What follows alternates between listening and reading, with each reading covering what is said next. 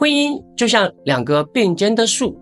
根系相连，却有着各自的生长空间。成功的婚姻从来都不是两个人的完美组合，而是携手在各自的人格里面走出共同的价值观和目标。客体关系理论告诉我们，每个人的生命里都藏着一套独特的内在课题表征，它就像一串隐形的代码，由原生家庭、成长经历、个人特质共同编写，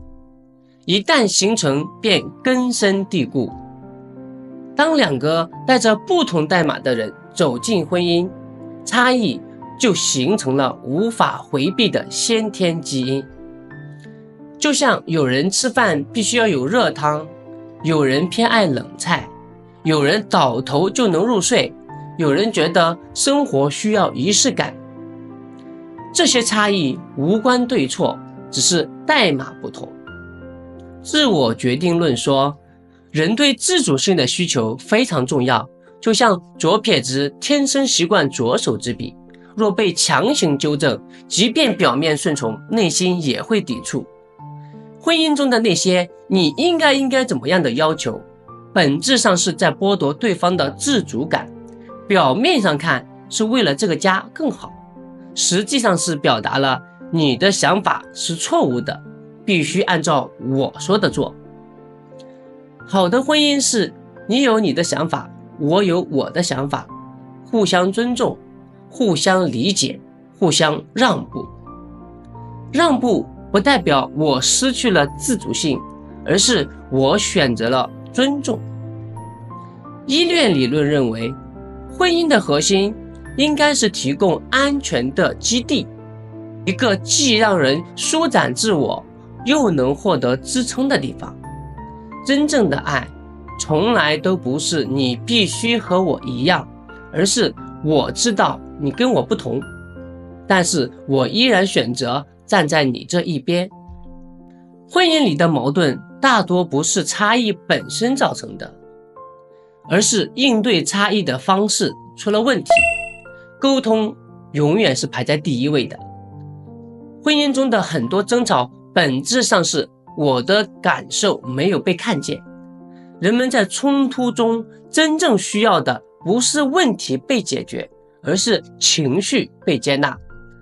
他说工作好累，你以为他是在抱怨，实际上他需要的是一句我陪你坐一会儿。他说这件衣服不好看，你以为他在挑剔，实际上他在期待我在你心里穿什么都美。成熟的沟通是能站在对方的角度去思考问题，你可以表达你的情绪，而不是带着情绪去表达。当你的脑海里想要说你怎么又这样，不如说你在这件事情上面是不是遇到了什么困难，这样既表达了你的不满意，又表达了你对他的关心态度，既没有吼叫，也没有指责。你应该的句式会引发对抗，而我需要的表达能唤起共情，这就是说需求而非提要求。而批评和鄙视的开场，比如你从来都不关心我，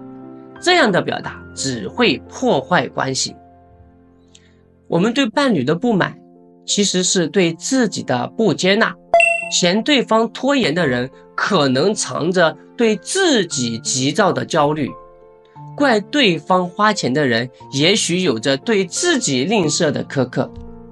当我们能和不完美的自己和解，便不会再要求对方完美。就像一位妻子说的，当我接受了自己偶尔会发脾气后，突然觉得丈夫的沉默也没那么讨厌了。婚姻中的接受从来都是先和自己和解，再与对方共生。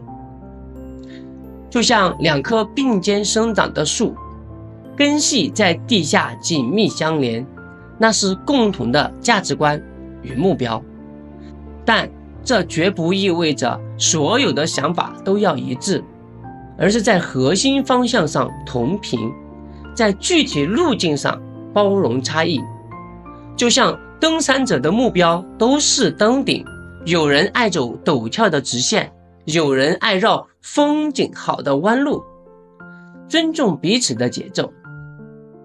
心理学家弗罗姆在《爱的艺术》中说，